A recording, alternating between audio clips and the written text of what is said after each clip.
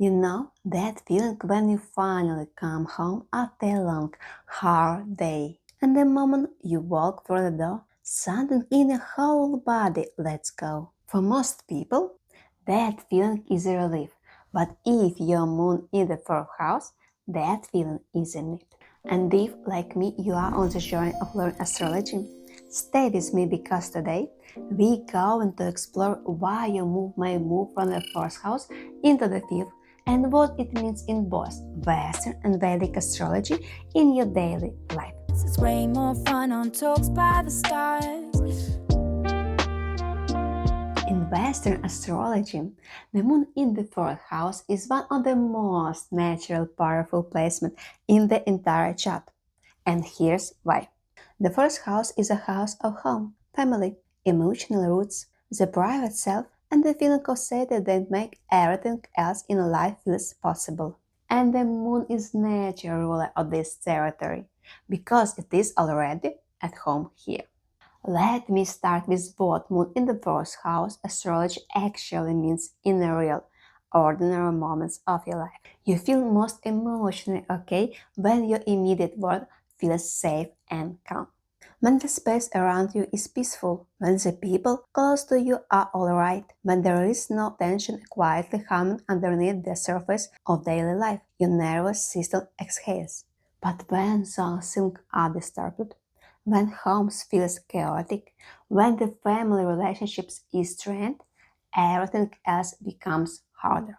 The main reason is your early home was almost certainly defining emotional landscape of your life. Your mother or your primary caregiver was a central, shaping presence, either through her warmth and attentiveness or through her absence or struggles. She was intuitive, caring, and deeply felt by you, even if the relationships was complicated. Here the moon in the fourth house affects in daily life, rest and relaxation.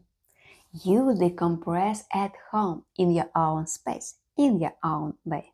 Your bedroom is not just a room, it is your emotional reset button. Soft lighting, a warm blanket, familiar surroundings, perhaps a loved one nearby. These things physically restore you. You always sleep best in your own bed, not because you are unsophisticated, but because your nervous system knows the difference between comfort and home. Food. This moon has a natural relationship with the comfort food. I mean the specific food that carry emotional memory. The recipe your mother made. The meal that means Sunday. The warm, nourishing thing your body knows before your mind does. Eating slowly, in a calm environment, with people you feel safe with this moon on a level that goes far beyond nutrition. Home as identity. The moon in the fourth house often has instinctive sense of how space should feel. Interior design, nesting, creating an environment, these things come naturally. This isn't about expensive decor, it is about the feeling in the room. Many people with this placement care deeply about the home in a way they cannot fully explain. They simply know that the space around them is a direct reflection is the space of inside them. Love. In relationships, this moon loves through presence and security. It does not make grand declarations. It shows love by being reliable and consistently there, by creating the condition in which others can exhale. The love it offers is steady, deep, and real. When the moon in the fourth house is fully expressed, this person has done their inner work, built their safe space, processed their childhood, and become one of the most grounded, emotionally wise ones who know that everything will be okay. Now, here's where the story takes a turn that is worth understanding. If you have opened your chart in a Vedic astrology, you may have found your moon sitting in the fifth house. There's a clear reason for it, and I have a full video that explains exactly how and why those systems calculate for planetary positions differently. I leave a link right here for you. In Jyotish, the fifth house, the Purva Panya Bhava, carries one of the most spiritually meaningful names in the entire chart. Purva Panya translates as past good deeds. They accumulate positive karma from previous lifetimes that now flows into this one as blessing, ease, and joy. Here's one of the most surprising things that classical Vedic texts describe for Moon in the fifth house people. They often make remarkable good investors, not because they are cold or analytical, but because they feel timing. They have an instinct for when something is right, when to move, when to wait. This is a moon intuitive intelligence working through connection to wealth and speculation. Let's talk about the moon in the fifth house effects in the real texture of daily life. Joy as a need, not a luxury.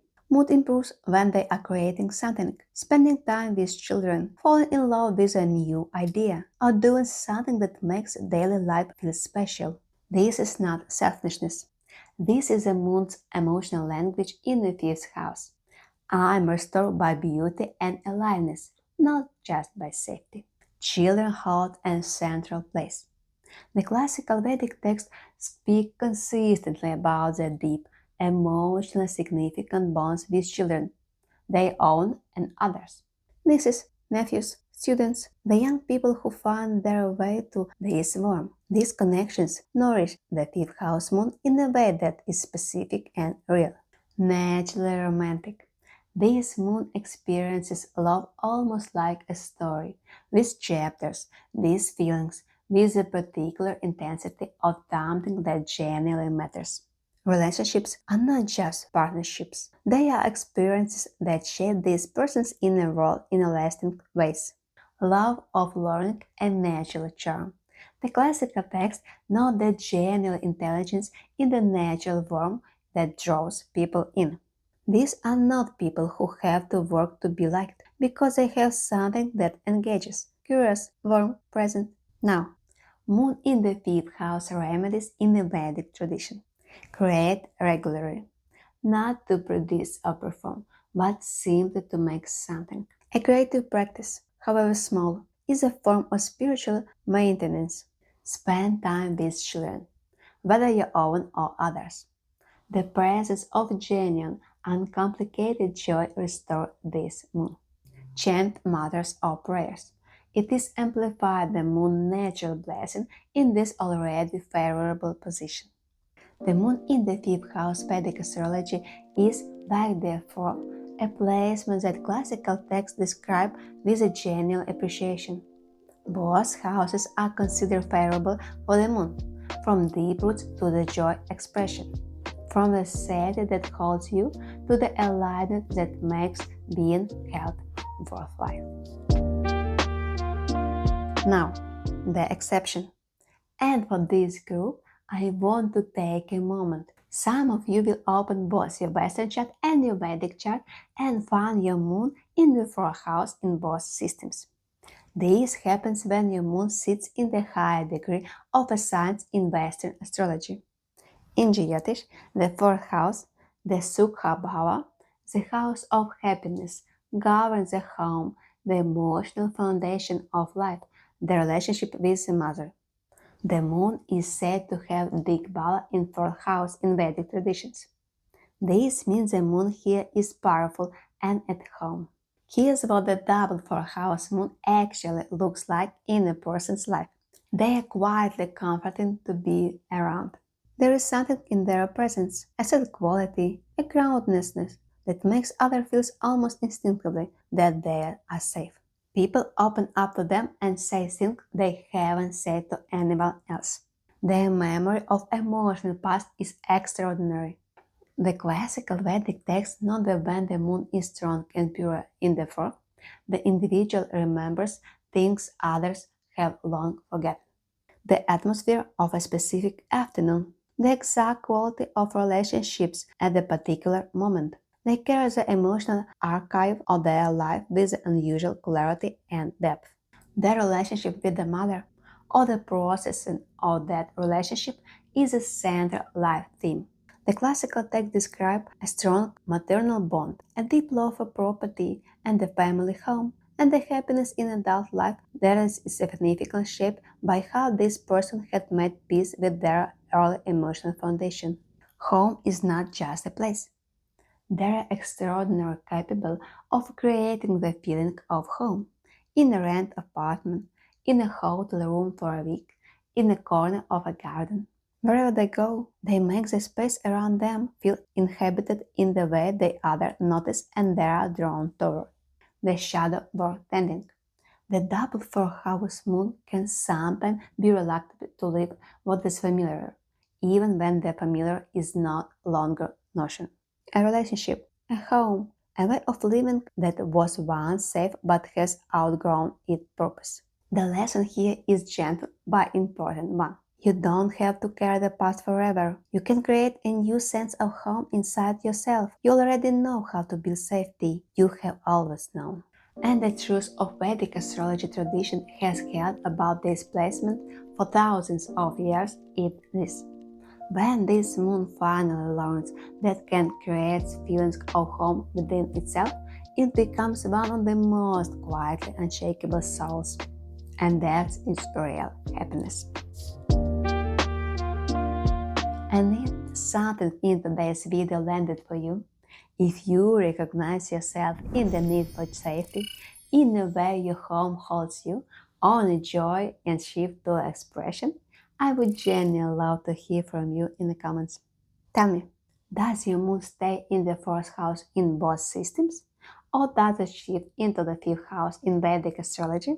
If you haven't checked your birth chart yet, you can find it exactly moon placement in both astrology systems right on my website. The link is just below this video. This is part of our ongoing Move for the Houses series, from the 4th house to the 12th, in both Western and Vedic astrology. Each house has its own story. Well, taught by the stars. And let's keep growing together. It's way more fun on Talks by the Stars.